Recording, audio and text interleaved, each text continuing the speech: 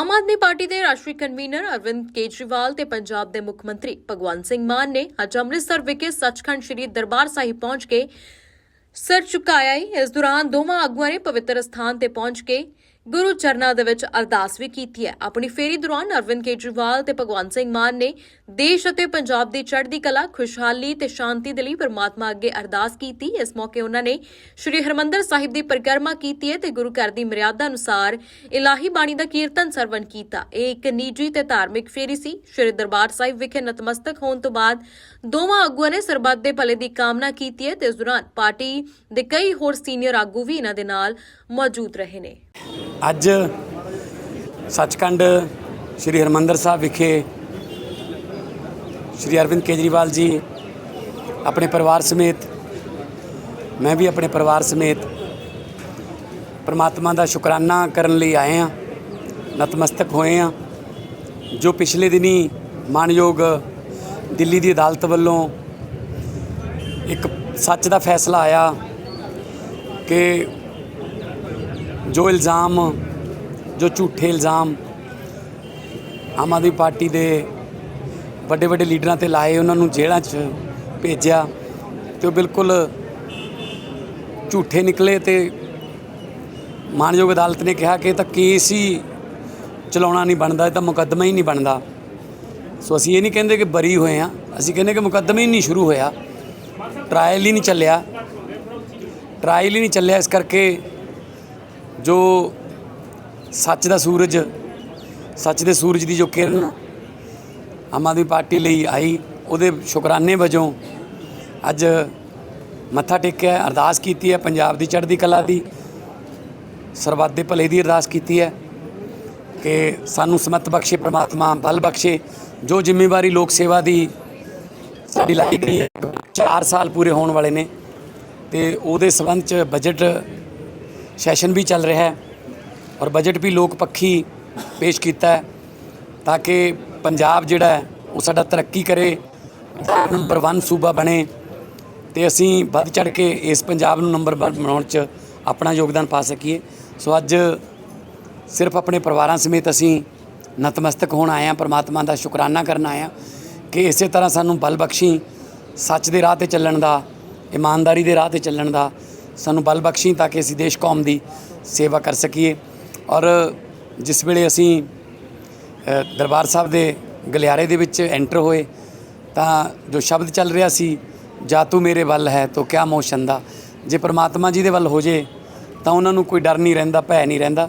ਸੋ ਅਸੀਂ ਹਮੇਸ਼ਾ ਉਸ ਵਾਹਿਗੁਰੂ ਦੇ ਚਰਨਾਂ ਦੇ ਵਿੱਚ ਮੱਥਾ ਟੇਕਣ ਵਾਲੇ, ਝੁਕਣ ਵਾਲੇ ਬੰਦੇ ਹਾਂ ਤੇ ਪਰਮਾਤਮਾ ਸਾਨੂੰ ਸਮਤ ਬਖਸ਼ੇ, ਬਲ ਬਖਸ਼ੇ कि असी देश कौम की सेवा कर सकिए। एक मिनट, आज हम लोग दरबार साहब में वाहेगुरु जी का शुक्रिया अदा करने के लिए आए हैं, नतमस्तक होने के लिए आए हैं। जो पिछले दिनों दिल्ली की अदालत से बहुत बड़ा फ़ैसला आया हमारे ऊपर, आम आदमी पार्टी के ऊपर, आम आदमी पार्टी के सभी बड़े बड़े नेताओं के ऊपर जो झूठे आरोप लगाए गए थे, जो हमारे ऊपर कीचड़ फेंका गया था, हमारे 5 सबसे बड़े नेताओं को उठा के जेल में डाल दिया गया था झूठे आरोपों पे षड्यंत्र करके। एक सिटिंग चीफ मिनिस्टर को उस रात के अंधेरे में उसके घर से घसीट कर जेल में डाल दिया गया था। वो सारे आरोप खारिज कर दिए गए और अदालत ने कहा कि इतना भी सबूत नहीं है कि मुकदमा भी चल सके, तो आरोप मुक्त कर दिया अदालत ने। और ये वाहेगुरु जी की कृपा के बिना नहीं हो सकता था, उनके आशीर्वाद के बिना नहीं हो सकता था। इसके पहले भी मैं कई बार दरबार साहब आया, वाहेगुरु जी का आशीर्वाद लेके गया और उनके आशीर्वाद से अब जब हमें हमारा सम्मान वापस लौटा है, हम सारे आरोप से मुक्त हो गए, तो आज हम सब परिवार, मैं, मेरी पत्नी मान साहब, उनकी पत्नी, हम लोग नतमस्तक होने के लिए, शुक्रिया अदा करने के लिए वाहेगुरु जी के चरणों में आए हैं। वाहेगुरु जी हमें रास्ता दिखाते रहें, ऐसे ही आगे भी अपना आशीर्वाद बनाए रखें। हम लोगों को बहुत बड़ी जिम्मेदारी दी है वाहेगुरु जी ने जनता की सेवा करने की, ऐसे ही हम लोग जनता की सेवा करते रहें। 4 साल से पंजाब में सरकार चल रही है, बहुत अच्छी सरकार चल रही है। लोगों के स्कूलों के लिए, अस्पतालों के लिए, अब महिलाओं के लिए जो काम किए गए हैं, लोगों के स्वास्थ्य के लिए जो काम किए गए हैं, लोगों का आशीर्वाद मिलता है तभी हम जैसे मामूली लोग भी कुछ कर पाते हैं। ये तो हम जैसे मामूली लोगों की तो कोई औकात ही नहीं है। इतने बड़े बड़े लोगों के सामने हम लोग टिके इसलिए हुए हैं क्योंकि वाहिगुरु जी का आशीर्वाद हमारे साथ है और हम सच के रास्ते पे चल रहे हैं। केजरीवाल साहब 4 साल पूरे हो गए हैं, 1 साल भी इस टर्म का बाकी है, तो क्या करना है? क्योंकि वादे सभी पूरे हो चुके हैं जो जनता के साथ हुए थे। जैसे तो मान कुछ साहब और है हमेशा 1 साल के लिए देने के लिए? अभी बहुत कुछ है, अभी बहुत कुछ है।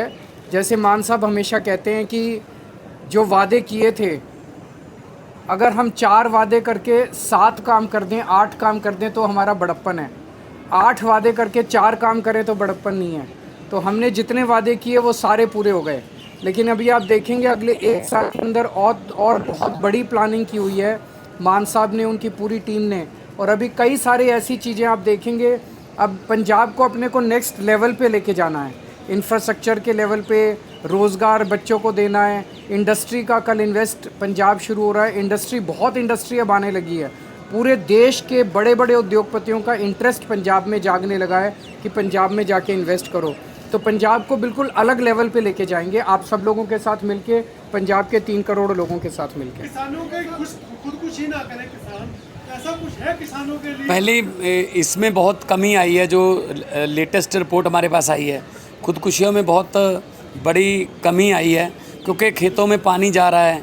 सिंचाई का पानी पहले जो 21% था 16 मार्च 2022 को, आज 16 मार्च लगभग 2026 में हैं हम, 4 दिन की कमी है। तो हम 75 से 80% के पास पहुंच चुके हैं।